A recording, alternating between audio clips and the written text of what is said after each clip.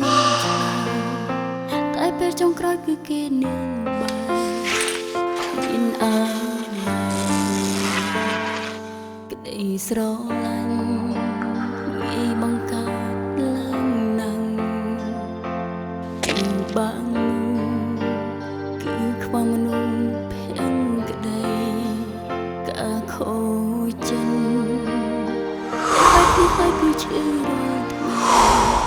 បន្លប់ស្មារតីក៏នៅនឹងឃើញរូបគេ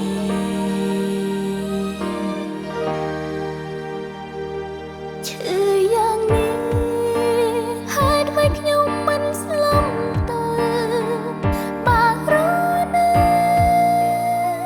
ឈឺអន់លហើយណែ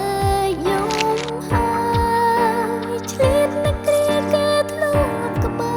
រមាននៅទេបើបែបនឹង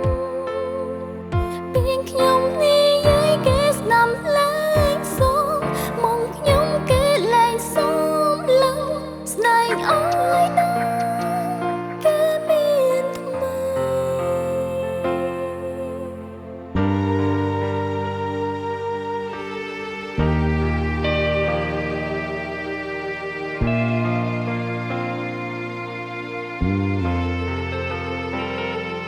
ពីមនុស្សស្មងបងជាមនុស្សក្បត់ចិនពីការពិនបងជាការអំភ្លេជាប្រំតែគ្មានអានន្ទអារម្មណ៍ស្អីដែលធ្លាប់ភក្តីបង